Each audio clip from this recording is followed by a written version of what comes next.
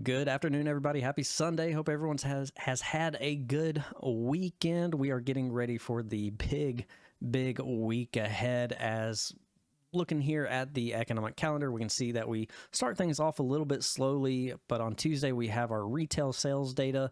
So names like Walmart, Costco, which have all been breaking out into pretty good moves lately. All those names are going to be on watch. But the key thing this week, no doubt about it, is going to be the Federal Reserve on Wednesday, where at 2 o'clock we will get our statement and the rate decision. And this time it's not a matter of, well, this time it is a matter of, they are going to cut rates. And if so, are they going to cut it by 25 basis points or are they going to cut it by 50? The overall market seems to be, in a coin toss here. At the beginning of last week, this was more of a 80% shot of a 25 basis point rate cut, and this was down to about 20, but we kind of gotten a little ahead of ourselves, if you ask me, that we are, doing this coin toss. Maybe they'll do 50. Personally, if you want my opinion, I honestly think 50 is probably not on the table. We know that Powell is going to tread slowly because we do not want to put ourselves in a situation where we could have inflation spike back to the upside. And if that is the case, that is definitely very bad news for the economy. We could even get ourselves into a position where we are dealing with, the stagflation issue. But then again, there's that argument, and Jamie Dimon of JP Morgan has come out and said, well, there's a lot of headwinds out there right now as far as the labor market and unemployment, as well as there's just a lot of nuances that seem to be teetering. But you know what, as far as the data goes, we've had some really strong data across the board, as well as some really weak data. So it's kind of an interesting spot. But is the Fed going to cut by 50 basis point, or are they going to cut by 25? Just let me know what you think. Personally, I'm leaning on the 25 basis point cycle. I don't think that they have enough reason to do 50 as of yet. And it seems like, the news outlets are kind of torn on it too. We can see here, when you search up Fed rate cut, you can see that, don't expect immediate relief. The Fed rate cut could boost stocks, or it could absolutely destroy them. We could see that it's going to rock the markets. It's going to be a big mistake. Interest rates are too high. Nobody has a clue what in the world Powell is going to do up ahead and what the implications of that decision are going to be. So let's let the Fed do the job, and let's wait for Wednesday, and don't try to front run the move. Let's see what happens and see what the big money tells us. So let's get into it. Here we have the SPY, SPY. We are just shy of all-time highs here, leading into that FOMC meeting. So key thing here to watch is that 565 area. This caused a lot of headwind a few weeks ago, when the Japan carryover trade occurred. So we're going to be paying attention to this level here as we move forward this week. We had a great recovery week, all bullish days. Last week we were down 4% the week prior, and then last week we were up 4%. So, just, kind of a fun market that we're in.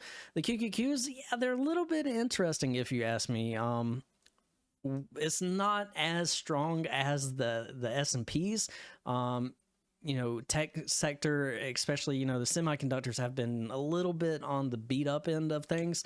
And as we can see, the Qs are still very well off of their all-time highs. We've made, here's your higher high. Here's a little bit of a lower high. Is this move here going to be another lower high? But I want to point out that we haven't made a lower low either. So we're kind of in this interesting spot here, where the markets are at. So, but there are some pretty interesting names out there. Here's one that I am definitely keeping an eye on this week. Netflix looks absolutely phenomenal going into the week ahead. You got this nice bull flag building up here on the daily as well as the weekly.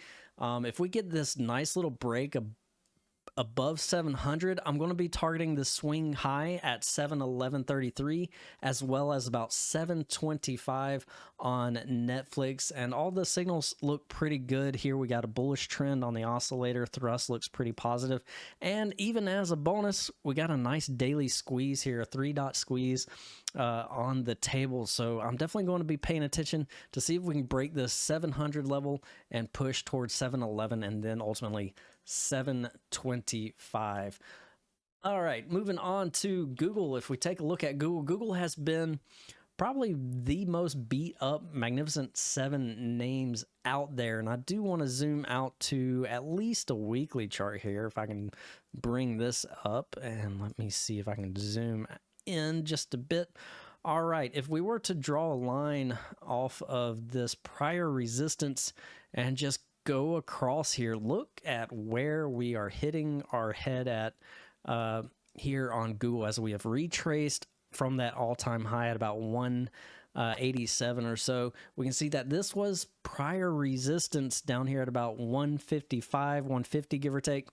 And finally, in this last year, we've had this nice upward move here, and lately we've had this nasty retracement back down. So if this is going to hold up prior resistance to act as new support, then this could be a pretty interesting level to play off of a bounce. So I definitely want to go ahead and draw a line here and show you that. And let me put this at a good thickness so we can all see it here for, yeah, this level here at about 151, 150. That's the zone that I want to pay attention to here to see if we can bounce. Let's zoom into a daily time frame where we undercut it a little bit, but we seem to have bounced back. So if that's the case, then what I want to see is at least a retracement to this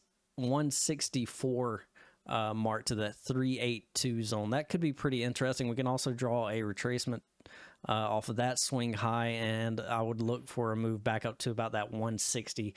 So that kind of lines up with that as well. So 160 looks pretty good, and we'll see what happens this week. Another key name that I am definitely keeping an eye on this week is AFRM. AFRM had put up better than expected earnings on both EPS and revenues.